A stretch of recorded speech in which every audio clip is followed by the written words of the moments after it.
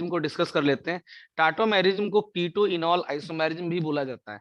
Yes, कीटो इनॉल isomerism, ध्यान रखना। कीटो इनॉल isomerism इसलिए बोला जाता है क्योंकि एक तरफ आप कीटोनिक ग्रुप देखेंगे और फिर एक तरफ आप देखेंगे डबल बॉन्ड और साथ में OH, है ना भाई। इनॉल है ना, तो डबल बॉन्ड करेक्टर आएगा और डबल बॉन्ड के साथ आपका OH एल्कोहलिक करेक्टर आएगा, जिसको ऑल बोलते हैं, इसलिए इसको इनॉल बोला जाता है, कीटो इनॉल आइसोमेरिज्म। ओवरऑल अगर हम इस आइसोमेरिज्म की बात करें तो इस आइसोमेरिज्म में आप देखेंगे कि दो ऐसे कंपाउंड हैं जो आपस में इंटरचेंज आपको दिख रहे होंगे कि ये तो ऐसा लग रहा है कि ये कंपाउंड है और एक कंपाउंड, ये दो कंपाउंड है और ये दोनों टाटो आइसोमर है। टाटो आइसोमेरिज्म का हिंदी वर्ड होता चला वेब का, यानी यहाँ पर होता क्या है कि आप देखेंगे कि पाई और हाइड्रोजन एटम जो होते हैं उनकी जो शिफ्टिंग है एक जगह से दूसरी जगह, उसकी वजह से क्या होता है, एक कंपाउंड दूसरे कंपाउंड में बदल जाता है। ओके, ये रिवर्सिबल इसीलिए लगा दिया गया है कि ये आपस में इंटरचेंज हो जाएंगे। जैसे यहाँ पर आप देख पा रहे हैं कि कैसे यहाँ पर जो डबल बॉन्ड करेक्टर है इसका पाई बॉन्ड CCH2 के बीच में यहाँ शिफ्ट हो रहा है और इस CH2 का जो हाइड्रोजन है वो ऑक्सीजन पर शिफ्ट हो रहा है। तो होगा क्या प्यारे बच्चों, CH3C और यहाँ पर आ जाएगा OH और इसके बीच में डबल बॉन्ड करेक्टर आ जाएगा CH, CO और CH3। आप क्या देख रहे हैं, आप देख रहे हैं डबल बॉन्ड करेक्टर आ गए इन और ऊपर से OH लगा ऑल, तो इसको हम लोग क्या कहते हैं, इनॉल। तो ये हो गया आपका कीटो इनॉल आइसोमेरिज्म। क्या कहलाती है, कीटो इनॉल आइसोमेरिज्म। और ये दोनों जो कंपाउंड है प्यारे बच्चों, इसको टाटो आइसोमर कहते हैं। इनको क्या कहते हैं प्यारे बच्चों, टाटो आइसोमर। टाटो आइसोमर इसलिए बोलते हैं क्योंकि इसमें ये कंपाउंड, अगर आपका जो पहला कंपाउंड है ये दूसरे कंपाउंड में कैसे शिफ्ट हो रहा है, कैसे बदल रहा है, कैसे बदल रहा है, तो वो यहाँ पर हमें समझना है कि यहाँ पर पाई इलेक्ट्रॉन और हाइड्रोजन एटम की शिफ्टिंग से क्या हो रहा है कि एक कंपाउंड दूसरे कंपाउंड में चेंज हो रहा है। बेसिकली दोनों अपने अलग अलग कंपाउंड है लेकिन आपस में ये इंटरचेंज कर लेते हैं। क्लियर, आगे देखते हैं। जैसे यहाँ पर कोई मॉलिक्यूलर फार्मूला दिया है C2H4O। ओके, ये मॉलिक्यूलर फार्मूला है। इस मॉलिक्यूलर फार्मूला से दो कंपाउंड आपको देख पा रहे हैं कि ये दो कंपाउंड एक एस्टल्डिहाइड है और एक बिनाइल क्लोराइड है। बहुत इंपॉर्टेंट, बहुत बहुत ज्यादा। ये दो कंपाउंड है, एक एस्टल्डिहाइड है और एक बिनाइल एल्कोहल है। ये दोनों कंपाउंड एक दूसरे के टाटो आइसोमर है, ये एक दूसरे के टाटो आइसोमर हैं और इन दोनों का मॉलिक्यूलर फार्मूला है C2H4O। यानी इन दोनों के अंदर number of carbon, number of hydrogen, number of oxygen same है, इनका मॉलिक्यूलर फार्मूला सेम है। ये दोनों टाटो आइसोमर है। कैसे टाटो आइसोमर है, आइए चेक करते हैं। जैसे यहाँ पर एस्टल्डिहाइड है, एस्टल्डिहाइड में क्या हो रहा है, मैंने क्या बोला कि टाटोमेरिज्म में पाई इलेक्ट्रॉन और हाइड्रोजन एटम ये क्या होते हैं, आपस में इंटरचेंज करते हैं। तो यहाँ पर आप देख पा रहे हैं कि अगर ये पाई इलेक्ट्रॉन यहाँ पर शिफ्ट हो जाए और ये CH3 का एक हाइड्रोजन ऑक्सीजन पर शिफ्ट हो जाए तो क्या बनेगा, CH2 आ जाएगा, डबल बॉन्ड करेक्टर COH और H। तो यहाँ पर आप क्या देख पा रहे हैं कि ये डबल बॉन्ड करेक्टर आया इसलिए इन हो गया और OH लगा ऑल, तो इसको क्या कहेंगे, इनॉल कहेंगे। क्या कहेंगे, इनॉल। तो ये एस्टल्डिहाइड और बिनाइल अल्कोहल प्यारे बच्चों एक दूसरे के टाटो आइसोमर है और यहाँ पर जो आइसोमेरिज्म मिल रही है वो टाटो आइसोमेरिज्म कहलाती है। अगला देखिए, मेरे पास एक तीसरा एग्जांपल है। यहाँ पर देख पा रहे हैं कि जो मॉलिक्यूलर फार्मूला है वो आपका है C3H6O। ये मॉलिक्यूलर फार्मूला है। ओके, ये मॉलिक्यूलर फार्मूला है और इस मॉलिक्यूलर फार्मूले से दो कंपाउंड ये कह सकते हैं कि हमारे पास एक कंपाउंड ये है प्रोपेनॉन और एक हमारे पास है प्रोप 2 इन, प्रोप 1 2 3, प्रोप 2 इन और प्रोप 2 इन और 1 ऑल, वो नो 2 ऑल हो जाएगा। प्रोप 2 इन और 2 ऑल हो जाएगा क्योंकि दो पर ही आपका भाई डबल बॉन्ड 2 3 के बीच में, तो प्रोप 2 इन कर लो और एक मिनट इधर से 1 2 3 ऐसे कर लो। ये प्रोप आपका प्रोप 1 इन और 2 ऑल, अब सही है। ओके, अब आपका काउंटिंग सही है, ठीक है। प्रोप 1 इन 2, क्योंकि भाई डबल बॉन्ड इधर से पड़ रहा है और यहीं पे नंबर 2 पर आपका OH लगा तो प्रोप 1 इन 2 ऑल हो गया। अब देखिए, तो ये आपका एक कंपाउंड है और एक कंपाउंड ये है।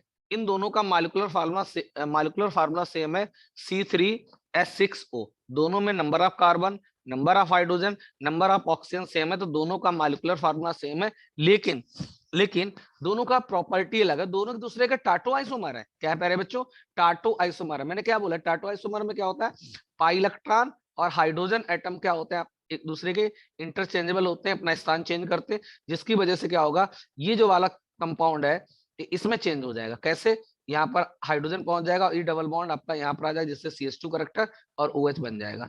क्लियर। तो हम लिख सकते हैं इस प्रकार कि जो एल्डिहाइड और कीटोन होते हैं प्यारे बच्चों, ये टाटो आइसोमेरिज्म शो करते हैं। इंपॉर्टेंट है, एल्डिहाइड और कीटोन क्या करते हैं, टाटो आइसोमेरिज्म शो करते हैं। ओके, अब बात करते हैं इनकी जनरल प्रिपरेशंस की। जनरल प्रिपरेशन का अर्थ होता है कि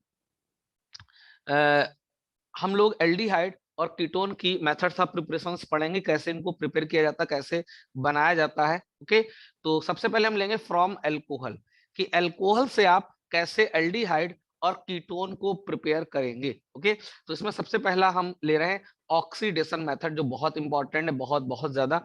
तो ऑक्सीडेशन मेथड, और ध्यान रखना ये कुछ कंट्रोल्ड ऑक्सीडेशन रिएक्शंस होती हैं। ठीक है, कंट्रोल्ड का अर्थ है कि ये थोड़ा जब इनका ऑक्सीडेशन कराया जाता है तो बड़ा कंट्रोल कह सकते हैं, एक कंट्रोल्ड कंडीशन लगा के इनको ऑक्सीडेशन करते हैं। तो देखिए कैसे, जैसे यहाँ पर अगर देखा जाए ये प्राइमरी अल्कोहल है, अगर आपने प्राइमरी अल्कोहल लिया तो आपका एल्डिहाइड बनेगा, और अगर सेकेंडरी अल्कोहल लिया तो कीटोन बनेगा। ये पहले ही आपको बता दें कि प्राइमरी अल्कोहल से आपका एल्डिहाइड बनता है और सेकेंडरी अल्कोहल से आपका क्या बनता है प्यारे बच्चों, कीटोन बनता है। आइए देखते हैं। तो सबसे पहले हम लोग बात करेंगे एल्डिहाइड के लिए। तो यहाँ पर आप देख पा रहे होंगे कि प्राइमरी अल्कोहल है, इसका हमने ऑक्सीडेशन किया। अब अल्कोहल का ऐसे खुला छोड़ दोगे तो थोड़ी ना एल्डिहाइड बन जाएगा, तो उसके अंदर कुछ ऑक्सीडाइजिंग रिएजेंट मिलाने होते हैं, जिनको ऑक्सीकारक अभिकर्मक कहते हैं।